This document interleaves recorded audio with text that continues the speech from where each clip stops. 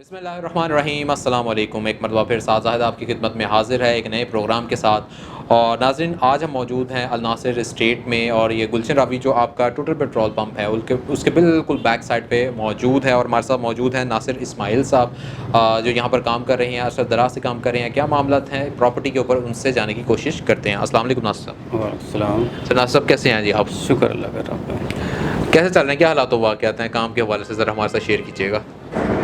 फ़िलहाल तो जैसे आपको पता है पाकिस्तान में क्या हो रहा है, क्या प्रॉपर्टी के मतलब ये सारा पहले ठीक था, तो अब तो मुश्किल ही गुजारा वगैरह ये मुश्किल ही हो रहा है। मुश्किल हो रहा है। मुश्किल क्या मामला क्या है कि ये बात इस तरफ क्यों गई? आपने कहा ना पहले बड़ा अच्छा चल रहा था, सडनली एक स्नैप आ गया, क्यों आया? इस पे अपनी रोशनी डालिएगा। वो हमको डराया गया टैक्स के मतलब, भाई ये प्रॉपर्टी के मतलब ये क्या भाई टैक्स देंगे, जो टैक्स देगा ID कार्ड के या बयाना होगा उसके हिसाब से ना। ठीक है। अब वो हम वो लेवल पे आई नहीं अभी तक, वो टैक्स पूरे पाकिस्तान में यही चल रहा है ना, वो सोच ही नहीं है उनके भाई हम टैक्स दें। अगर वो टैक्स सही तरीके से वो अगर हुकूमत करे, हमें सही तरीके से लगाए तो हर बंदा हर फील्ड में हर बंदा टैक्स देगा। अब डरा के टैक्स वो कहते हैं एक दफ़ा टैक्स में चले गए फंस गए। ये नहीं होता भाई इजी हो, इजी लोग नहीं लेते वो, इसलिए ना फिर प्रॉपर्टी का सेल परचेज फिर कम हो जाती है। ठीक हो गया। यानी निज़ाम में इस तरह की डराने धमकाने की बात है कि यानी टैक्स देने पे कोई मसला नहीं है, लेकिन देने के तरीक़ेकार के ऊपर बात की जा सकती है। हाँ बिल्कुल, ये तरीका सही हो, आसानी पैदा हो, खुद लोग जाकर टैक्स जमा भी करा सकते हैं सारे मामला। लेकिन ये हुकूमत जो भी है हुकूमत वो उनके बल्कि जो महकमे के अमला है वो डराता है। वकील खास जो वकील है ना वो तो कहते हैं बस आ जाए एक दो साल फिर वो हर गया बंदा फिर गया। वो लोगों का ज़हन अभी तक मुतमईन नहीं है। मुतमईन नहीं है। अच्छा, ये ज़ाहिर सी बात है, आप भी सुनते होंगे अपने हिस्ट्री वगैरह में कहते हैं कि जब अंग्रेज़ आए थे तब यहाँ की लोकल आवाम ने टैक्स देना छोड़ दिया था कि बाहर से लोग आए हुए हैं, हम इनको क्यों टैक्स दें। अब क्योंकि लोकल गवर्नमेंट है, चीज़ें वगैरह है, क्यों लोगों ने अभी तक एक्सेप्ट क्यों नहीं किया? कि शायद सारी ज़िंदगी नहीं दिया था, अब अगर उस तरफ आ रहे हैं तो वो दिल मान नहीं रहा उस तरफ। बस वही पहले वाली बात है, नहीं ज़हनी लोगों को सहूलतें सुनते हैं जी, बाहर के मुल्क टैक्स देते हैं, वो ये रिबेट देते हैं, ये सहूलत देते हैं, ये देते हैं। अब हत्ता कि वो मेरा दोस्त जर्मनी गया, वो टैक्स देता था, कहता मेरे दांत में दर्द हुई, अभी तक आया हुआ उसको कितना अर्सा हो गया, मेरा भाई दांत को जो मरम्मत कराई है वो अभी तक ठीक है। और ये टैक्स के पैसों से ही हुआ था, कोई 1 रुपया भी नहीं लगा। बल्कि उसको ना ये जो मिलता था अगर मेडिकल उसके अलावा भी अगर उसको नौकरी नहीं मिली उसको पैसे मिलते थे, वजीफा लगा था। जब उस नौकरी लगी उसमें वो कटौती होती गई। यहाँ पे कोई निज़ाम ही नहीं, किसी किस्म का सिलसिला ही नहीं है। लोग टैक्स सबसे ज़्यादा डर ही टैक्स है। ठीक हो गया। अब हमारी तरफ टैक्सों का यानी निज़ाम इस तरह का है कि मामला हैं, लोग उससे डरना शुरू हो गए हैं और उस चीज़ को एक्सेप्ट नहीं कर रहे हैं। अच्छा नासिर साहब, ज़रा आप कुछ टेक्निकल चीज़ें मैं देखने वाले नाज़रीन के लिए और अपने भी नॉलेज में ज़ाहिर इजाफे के लिए आपसे पूछना चाहूँगा। प्रॉपर्टी के अंदर एक टर्म यूज़ होती है गिरवी। गिरवी क्या होता है, किस तरह होता है? क्योंकि आमतौर पर जो है ना ये कोई पॉजिटिव टर्म यूज़ नहीं होती, बाजू का इसको ज़रा नेगेटिव सेंस में लोग रहते हैं, यार उसका घर गिरवी चढ़ गया। तो क्या होता क्या है, इसके पीछे क्या बैकग्राउंड है, उस पर रोशनी डालेगा। ये सूद की शक्ल। अच्छा, ये सूद की दूसरी शक्ल है। दूसरी शक्ल है। रसूल पाक सल्लल्लाहु अलैहि वसल्लम ने अपने ज़रा मुबारक ज़रा दिया, रसूल पाक सल्लल्लाहु अलैहि वसल्लम ने वो गिरवी, लेकिन वो यहूदी किसी और के पास वो सिलसिला और था। अब ये इसमें जो अगर एक चीज़ हमारी ये गिरवी के एक पोर्शन हमें देते हैं गिरवी पे, उसका ऑलरेडी किराया आ रहा है 25,000 रुपया। अब जो वो गिरवी में चलेगा ना उसका किराया ख़त्म हो जाएगा। ठीक है, ठीक है ना। अब वो जो 25,000 की जो आमदन है जो उसकी ना वो अगर हम उसके यूज़ करते हैं, अगर उसको हम किराए पैसे दे देते हैं सारे, यूज़ नहीं करते, वो गिरवी नहीं है। ठीक है। अगर हम उसको दे के यूज़ करते हैं वो भी गिरवी आ जाता है, वो उसमें गिरवी के बाद सूद की शक्ल में बन जाता है। वो जो 25,000 वाली चीज़ हम 1,000 में ले रहे हैं, 10,000 गिरवी के पैसे दे दे कटे और 1,000 रुपये किराया लिखा लिया, वो शक्ल बन जाती है सूद की जो 19,000 का है। क्योंकि एक्चुअली उसकी अमाउंट जो है ना वो तो 25 ही है ना, 25 ही है। हाँ, तो वो यानी कि ऊपर से एक्स्ट्रा पैसा आना शुरू हो गया, उसको यूज़ करना वो गिरवी है। अच्छा, ये मुझे बताइएगा, इसी के ऊपर एक और सवाल भी मेरे जहन में आ गया कि क्या मसला होता है, क्यों लोग गिरवी पे मकान को देने के लिए मजबूर हो जाते हैं? क्या ऐसे मुहर्रिकात होते हैं जिसकी वजह से लोग इस नहज पे पहुंचते हैं? ये तो एक लाइलमी है ना, दीन से दूरी है ना। ये जो गिरवी क्या है, आप अगर किसी से उलमा कराम से पूछें वो दीन से दूरी है। ये नहीं है दीन से दूरी के हट के मैं ज़रा दुनियावी मामलात के लिहाज से मैं पूछना चाहूँगा, मतलब लोग इतना क्यों मजबूर हो जाते हैं, क्या होता है और गिरवी पे चढ़ाने पे क्यों आते हैं? ना आप एक छोटा सा मकान है जो आज से कोई 15-20 साल पहले 2000 पे चढ़ता था, मैं खुद 2000 पे रहता हूँ, वो ही घर आज 30,000 35,000 या 40,000 पे रहता है। फैमिली बड़ी है, 2 बेटे हैं, बच्चे हैं, ये वो सारी बड़ी बड़ी फैमिली है। अब वो क्या कहते हैं जी किराए पे जाएंगे तो उसको 30-40,000 रुपये आमदन है नहीं, किसी का क्या है छोटे छोटे मामलात हैं सारे अल्लाह ही चलाते हैं उनके, तो वरना इंसान के वश में नहीं है। अगर एक बंदा अगर 30,000 रुपये लेता है ना सैलरी, उसके अगर 2 बच्चे हैं तो बड़ी मुश्किल से हैंड टू माउथ गुजारा करेगा, है ही मुश्किल है, तब वो परेशान है। उसके पास या कोई उसकी ख़ानदानी जायदाद भी की है या कहीं से कोई पैसे आए हैं, वो क्या कहता है मैं मेरा किराया बचा लूँ, भाई मुझे जो ये रेंट है ना, ये बच्चे को पालने के लिए इसके एक्सपेंसिव ये सारे सामान तो मैं बचा लूँ। वो कहता है एकदम मैं पैसे दे के ना मैं गिर पे चल दूँ, किराया तो नहीं ना देना पड़ेगा। बहुत लोग अब ये कान मैंने सीधा पकड़ा ना, अगर मैंने दूसरे हाथ ये इस हाथ से ये कान पकड़ेंगे तो कान तो वो गिरवी गला, वो कहते हैं 1000 रुपये हमने किराया दे दिया, साथ 2,000-3,000 किराया, वो लेने वाला भी देने वाला भी, दो में यही कहते हैं, लेकिन वो सूद को नहीं समझते। लेकिन अपनी आसानी दुनियावी अब मौजूदा माहौल के हिसाब से आसानी के लिए मेरा रेंट जो है ना मुझे ना देना पड़े, मैं ना वो गिरवी किराया ना देना पड़े, जब यही रकम मेरी महफूज होगी जब मैं 2 साल के ज़्यादा लोग करते हैं 3 साल करते हैं उसमें, लेकिन वो समझते गलत है ना। गिरवी की कमीशन भी देते हैं, तो वो एक मकान बेचना उन्हें इतनी कमीशन वो गिरवी की चली जाती है। तो मैंने तो अक्सर देखा है जो गिरवी में लेने देने वाले दोनों में परेशान ही रहते हैं एंड पे जाके। ठीक हो गया, यानी सिस्टम एक ऐसा कॉम्प्लेक्स है जो वक्ती तौर पर आपको लगता है कि शायद फ़ायदा दे रहा है, लेकिन अगर लॉन्ग टर्म में उसको आप कैलकुलेट करें, इस्लामी नुक्ता नज़र से इस्लामी हो और दुनियावी हो, दोनों सूरतों में ही आपको नुकसान में जाता है। खुबार तो चढ़ नहीं, ज़रा भी चढ़ जाए ना तो वो तो ख़राबी है ही। अल्लाह और अल्लाह के नबी से जंग है, खुली जंग है। हम आवाम से, बंदों से, हर महकमे से हम जंग कर सकते हैं, लेकिन अल्लाह और अल्लाह के नबी से जंग नहीं बनती, ना करनी चाहिए, लोग समझते नहीं, लेकिन मजबूरी है। हर बंदा, हमारे पास तकरीबन डेली 3-4-5 बंदे आते हैं गिरवी का, हम कहते हैं हम काम नहीं करते, कौन करता है जी बताते हैं, हमने उसको कहते हैं हमें नहीं पता, हम बता दिए तो फिर हमारा भी शामिल हो गया, भाई हमने काम में शामिल हो गया, कर दीजिए वो फलां करता है तो वो आप उससे ले लेंगे तो हमारा तो शामिल हो गया, गलत बन के गलत चीज़ पे भेज दिया, तो इसलिए ना वो नहीं करते। ज़बरदस्त। अच्छा, करना भी नहीं चाहिए, बिल्कुल ठीक है। अच्छा नासिर, मुझे बताइएगा कि कहा यह जाता है कि प्रॉपर्टी के काम में यस नो डाउट के बड़ा पैसा होता है और आप लोगों को हमने आंखों के सामने जो है वो अरबपति होते देखा है। अच्छा, ये जो अरबपति होते हैं, क्योंकि एक तासुर ये है कि सडनली कोई अमीर नहीं हो सकता 1 नंबर तरीके से, क्या प्रॉपर्टी के काम में 1 नंबर तरीके से अरबपति बना जा सकता है? बना जा सकता है, ये बैरिया मामला था, ठीक है ना। एक हमारा कज़न है, वो अपने दूसरे कज़न, अपने भाई कज़न को कहते, उसकी शादी पे उसको बुलाया था भी आना, वो उसने फ़ोन आया, भाई सुहेल भाई मैं ना एक दोस्त को साथ ले आऊँ, मैं लेट हो गया, एंड टाइम से ना उसने फ़ोन किया, कहा क्यों, क्या उसका मैं लेट हो गया तो मैं उसको साथ उसका ले आऊँ, वो बंदा उसको साथ लेके आ गया, तो उसके हाथ काले थे, तो स्कूटर पे आए थे दोनों वेस्पे पे ना, वो रास्ते में मोटरसाइकिल बाइक खराब, मोटरसाइकिल स्कूटर का चेन वगैरह ठीक है, खराबी कोई हो गई ना, तो वो बड़ा महफिल टेंड कर ली। वही बंदा 2 साल बाद जिसको साथ ले गया था, वो इस टाइम बैरिया का टॉप का बंदा है, उसके पास कितनी गाड़ियाँ, कितनी कोठियाँ। कुछ सोसाइटियाँ ऐसी होती जरिए बैरिया वाले हैं ना, ये अपने ना जो क्लाइंट को जो होते हैं इनके साथ जो लगे होते हैं डीलर या ये इनको नवाजते हैं, भाई 100 प्लाट है ना, उनको कहते हैं ये 10 प्लाट आपके हो गए, अब इसको जैसे मर्जी आउटपुट करें, वो करके ना उसमें से वो लीगल तरीके से ना वो एक अपनी अब बैरिया वाला क्या करता है, अपनी चीज़ खुद खरीद लेता है महंगी, वो एक रेट बन जाता है। अगर 10 लाख का प्लाट है ना, वो अपना प्लाट 20 लाख का खरीद लेगा, अपना ही प्लाट उसका होगा, ठीक है ना, किसी नाम के मुख्तलिफ नामों के होते हैं। अब वो 20 का रेट बन गया, एक्चुअली रेट 10 है, वो मार्केट में निकल गया जी, हवा चल गई। वाई ब्लॉक में क्या होता था पहले, वो 10 रुपये का नोट होता था कागज़ के ऊपर, वो एक नोट मेरा कज़न कहता है मैंने एक नोट एक दिन में 4-4 बार बेचा, वो वापस फिर 4 दफ़ा बिक के उधर ही आ जाता था। उस वक्त वो फाइलों के जो काम करता था उसमें लोगों को जी जैक लगवाया गया, ठीक है, मलक रियाज ने जैक लगवाया लोगों को, लोग अरबपति हो गए। अभी तक उसका सिलसिला ये पूरे पाकिस्तान में चल रहा है, यही फार्मूला अभी तक।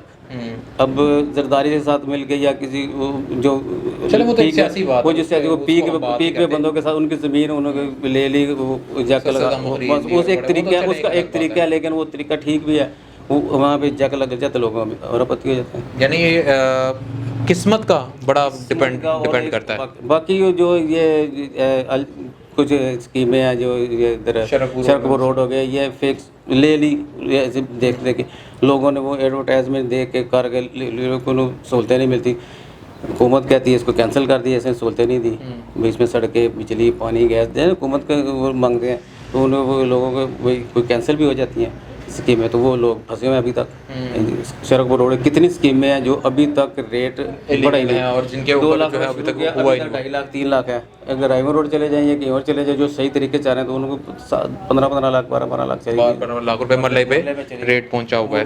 ठीक हो गया।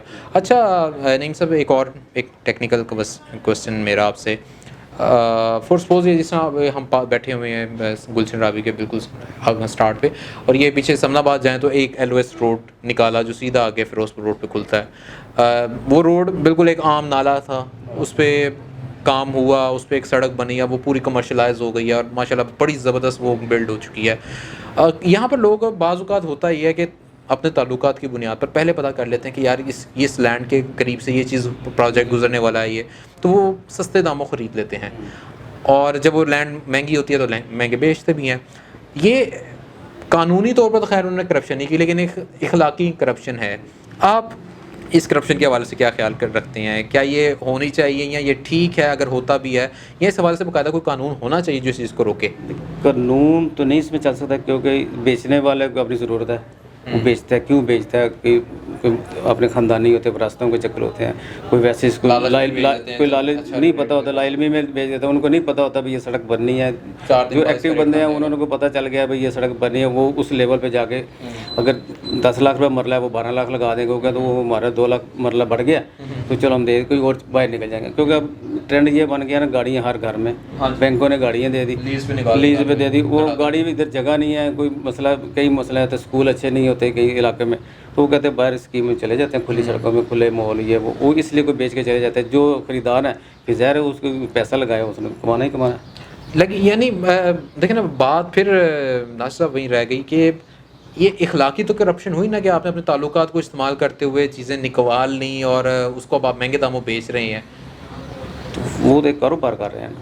यानी इस पे हम ये कह सकते हैं कि कानून खामोश है। कानून कर भी कुछ नहीं सकता, कानून क्या करेगा इसमें कानून इन्वॉल्व हो ही नहीं सकता, क्योंकि एक चीज़ ये मुदारबा कहते हैं भाई आपस में अंडरस्टैंडिंग के साथ जो आपने ख़रीदारी कर ली है, एक दूसरे सस्ती चीज़ खरीद ली आगे महंगी बेच ली है, रख के बेच देते हैं, जैसे ज़ख़ीरंदोज़ वो चीज़ होती है, ये ज़मीन का और मामला होते हैं। तो आपको नहीं लगता अगर इसमें एक छोटा सा जो लूप होल ये है कि इन्फॉर्मेशन लीक हो जाती है, पहले बता दिया जाता है, अंदर महकमे के लोग बता देते हैं, उनको ज़रा रिस्ट्रिक्ट किया जाए? नहीं, वो बड़ा मुश्किल है, वो कोई महकमे वाला ये ऐसे कैसे निकल सकती है, वो कैसे रोक सकते हैं? वो तो वैसे इन्फॉर्मेशन निकल आती है ना भाई सड़क को एक किस दिन एक दो बंदे हो तो फिर रोकना भी बन जाता है, हज़ारों बंदे हैं, पूरा महकमा किस को? अब एक चपरासी कह दे जी मैंने बात में सुनी है बात, साहब ये कह रहे थे वो सड़क बननी है, तो वो बात तो लीक हो गई, उसको रोक नहीं सकते। यानी ये शुरू से मौजूद है, ऐसे ही चल रहा है, वैसे ही चलता रहेगा, ये बड़ा मुश्किल है। ठीक हो गया, ठीक हो गया, ये नहीं रख सकते, ये वाली साइड पे नहीं आ सकते। अच्छा एक और से मेरा टेक्निकल क्वेश्चन, जब आप घर बनाते हैं तो कहते हैं जी 20 गज़ का प्लॉट और 700 स्क्वायर फीट का और फिर मरला और केनाल और फिर उसके बाद एकड़, ये जो यूनिट्स हैं ये मुझे ज़रा यूनिट्स आपने मुझे समझाने हैं कि ये छोटे से छोटा यहाँ से शुरू होता है और चलते चलते ये मिलते जाएँ तो ये इतना बड़ा एरिया बनता है। क्योंकि जो गज़ों के हिसाब होता है या फुटिंग, वो तो कराची के मामला हैं सारे, वो नीचे से ऊपर वो गज़ चलते हैं, ये तो पंजाब में इस तरफ चलते हैं, लाहौर में है ये मरले के हिसाब से 225 स्क्वायर फुट मरला 225 स्क्वायर फुट होता है, ये होता है। इसके साथ ये जैसे 5 मरले का 25-45 है, उसका कर लें तो वो 25 बन जाता है, वो ये जैसे कनाल का 50-90 ऐसे ही ना 35-65 10 मरले का। तो आउट स्टेशन है फैसलाबाद चले जाएं, वो सरसाई भी चलती है, उसमें ना 272 स्क्वायर फुट होता है। हाँ जी, ये मेरा एक सवाल भी है बाकायदा तौर पे कि लाहौर में और बाहर के एरियाज़ के मरलों में क्यों फ़र्क है? फ़र्क ये है ना, ये जरा स्टैंडर्ड का इलाका आ गया, इसमें ज़्यादा आ गया, उधर ज़मीनें खुली होती है, कनाल कल 2 कनाल, इधर मरले के हिसाब से 5 मरले 10 मरले इस कनाल हद। ये जो पूरी गुलशन रावी स्कीम में एक ब्लॉक H ब्लॉक है, चंद प्लाट हैं जो कनाल गए, बाकी सारे 10 मरले। अब स्कीम में सड़कें भी हैं, उन्होंने सड़कें भी निकालनी है, क्योंकि ये लाहौर में डेवलपमेंट अथॉरिटी में आ गया सारा, अब उन्होंने सड़कें भी देनी है, बाहर के दूसरे शहरों में सड़कों को वो नहीं होता, वो फुल 10-10 कनाल 2-2 कनाल 3-3 कनाल के उसको सड़कों में इतना नहीं बन कर, यहाँ पे वो सड़कें देने के लिए गवर्नमेंट पे करती है, वो मरले पे बना देती है। अच्छा, यानी ये खुद गवर्नमेंट की तरफ से यूनिट को छोटा किया गया ताकि कंजस्टेड एरिया को ज़्यादा अच्छा एडजस्ट किया जा सके। जैसे लाहौर में 225 है, ऐसे वहाँ कराची में वो छोटे हो गए मरले। अच्छा, यानी जितना ज़्यादा बड़ा शहर बिजी शहर होगा उतना उसका यूनिट छोटा होता जाएगा। जैसे तरक्की याफ्ता जो कह सकते हैं ना, ये लाहौर का कराची का हो रहा है, वो इधर का हो रहा है, वो गज़ों के साथ चलता है, यहाँ पे चलता है ये मरलों के हिसाब से। ठीक है। तो बाहर के दूसरे शहरों में मरला वो ज़्यादा बड़ा हो जाता है, जब आहिस्ता से वो भी ऐसे आ जाएगा, लाहौर में आ जाएगा जैसे लाहौर में चल रहा है। ठीक हो गया, ठीक हो गया। यानी शहर जितना बड़ा होगा उस शहर में जितनी आबादी ज़्यादा होगी उसको एडजस्ट करने के लिए मरले का साइज़ थोड़ा छोटा कर दिया जाता है ताकि उसके अंदर से जो रोड्स निकालनी है, जो commercial area, residential area, plots वगैरह, उसकी डिस्ट्रीब्यूशन जो है वो आसान हो सके। अच्छा नासिर साहब, क्योंकि मैं गुलशन रावी का ही रिहायशी हूँ, रहमान पार्क वाली साइड का, आप तो ज़ाहिर जानते हैं, काम वगैरह करते हैं। रहमान पार्क का क्या रेट्स चल रहे हैं? अगर फॉर सपोज मैं अपने घर की बात करता हूँ कि 5 मरले का घर हो, डबल स्टोरी हो और रोड के सेंटर में आता हो, ना कॉर्नर प्लॉट वगैरह ना हो, तो क्या रेट्स होते हैं नॉर्मली रहमान पार्क के? रहमान पार्क इस टाइम तो चाह रहा है कि 15-16 पर मरला। सिर्फ प्लॉट की बात कर रहे हैं आप? सिर्फ पर मरला। ठीक है। तो इससे 14 में कह लें, 14, 15, 16 बस इस आते करना पर मरला मैक्सिमम ये चाह रहा है। अगर ये बाहर आ जाते हैं ये थोड़ा ज़्यादा हो जाता है। तो अगर आपका क्या ख्याल है, 5 मरले का मकान हो और डबल स्टोरी हो और थोड़ा पुराने, मतलब मैं अपने घर की बात ही करूँ, तो क्या रेट होगा? कुछ 90 या 1 तक हो जाएगा ऊपर कंट्रैक्शन आप देख लें, अच्छी अगर अच्छी है तो 90 तक बिक रहे हैं यहाँ पे रहमान पार्क। मतलब 90 तक यही रेट चल रहे हैं रहमान पार्क के एरिया के? 5 मरले का। ठीक हो गया, ठीक हो गया। अच्छा, अब मेरा आज का आखिरी सवाल आपसे नासिर साहब कि एक अभी ऑफ कैमरा भी मेरी आपसे बात हो रही थी, उसी को मैं दोबारा एक नए वे में आपसे करना चाहूँगा कि डिजिटल मार्केटिंग, क्योंकि आपके माशाल्लाह जो है जो साहबजादे हैं वो हमारे जो बॉस हैं तारिक साहब, उनके साथ काम भी कर चुके हैं और उनके बेटे जो हैं स्टूडेंट भी हैं आपके बेटे के, तो वो जो जिस हवाले से काम कर रहे हैं, सारा प्रॉपर्टी के हवाले से वेबसाइट्स बनाना, ये सब चीज़ें करना, तो कभी आपका ख्याल आया हो, कभी आपका दिल किया हो कि यार चलें इस साइड पर ज़रा एक वो देसीपन से निकल के थोड़ा डिजिटलाइज हुआ जाए, उस हवाले से कभी सोचा है कि काम किया? सोचा तो है लेकिन किया नहीं है। सोचा तो ये चीज़ अच्छी है वैसे, क्योंकि सारे को अब तो बाहर के जो दूसरे ओवरसीज़ हैं जो वो ज़्यादा परचेज़ यही कर रहे हैं ना, इसी वजह से कर रहे हैं ना, कि उनको पता लगे, घर बैठे उनको पता चल गया भाई ये प्रॉपर्टी है, ये सेल हो रही है, अपने रिश्तेदार के नाम करवा लिया, कुछ कर लिया, वो अच्छी चीज़ है। लेकिन मैंने नहीं शुरू की क्योंकि मैं अकेला हूँ, अगर मेरे बच्चे साथ, मैं पढ़ा लोग इतना नहीं हूँ, अगर वो बच्चे साथ होते तो हो सकता है मैं भी इसी लेवल पर आगे कोशिश करता। मतलब अगर ये इस तरह का, या आप ये कह रहे हैं कि वो बेटे की अगर वो शमूलियत हो जाए, उससे एक यंग वो ये एक लड़का शामिल हो जाएगा, उसकी वो एक एनर्जी शामिल हो जाए और आपका तजुर्बा शामिल हो जाए, अगर ये दोनों मिल जाए तो इससे काफ़ी अच्छा काम बन सकता है। बहुत अच्छा बन जाए, ये दुनिया में पता चल जाएगा ना, दूर दूर पता चल जाएगा ना भाई इनके पास वैरायटी है। इधर पाकिस्तान में भी जब दूसरे शहरों में इनके पास ये वैरायटी है, ये आपस में ना फिर ऑनलाइन ये मामला चलते हैं। एक मैं छोटी सी मिसाल देता हूँ, एक हमारा दोस्त है वो जूतियों का काम करता है, अब वो सारी उम्र मोची बिठा के बंदे कारीगर करके ना वो दोषी बनाते थे।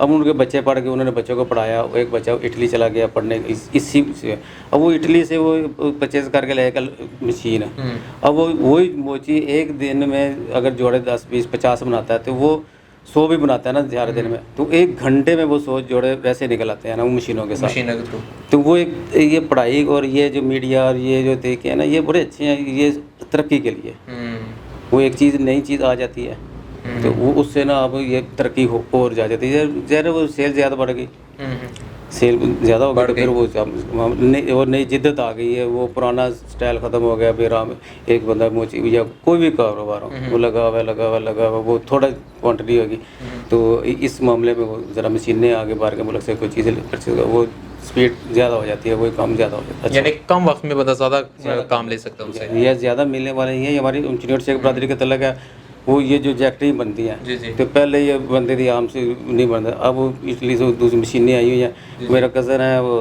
यूनिटी का डीन है, ठीक है, तो वो उनके ना मशीनें उसने मंगवाई, वो कहता है एक चमड़े में ना आगे होता था एक मोटा चमड़ा, वो मोची उसको साफ करता था, अब उसी के हमने 4 पीस निकाल लेते हैं, इतनी बरीक मतलब वो जितना एक इंसानी हाथ से वो ज़ाया हुआ करता था वो अब मशीन से ज़ाया नहीं होता। मशीन से ज़ाया नहीं, वो उसमें इतने ब्लेड सियालकोट में बनते हैं, वो कहते हैं ना वो ब्लेड ऐसे तैयार किए हुए, अगर एक मशीन रख देते हैं ना कपड़ा उसमें एग्जैक्ट वो कट कर लिया करते हैं। हाँ वो यूज़ हो जाते हैं, ठीक हो गया। ये जितनी जैकेटें ब्री आगे पहले जितनी हैवी होती थी अब हल्की फुल्की जैकेटें लेके होती सारी चमड़ा ही होता है। अब ये देखें ना, इसी चीज़ को अगर मैं ऐड करूँ तो वो वही बात जो आप अभी कंटिन्यू कर रहे हैं कि अगर जिद्दत लेकर आया जाए, फॉर सपोज ये जिस तरह अभी रजिस्टर वगैरह पड़े हुए हैं, पुराना खाता वगैरह वो सिस्टम चल रहा है कि अगर इसको ऑनलाइन कर दिया जाए, मामला किए जाए तो उस तरह वो चीज़ें हो सकती हैं।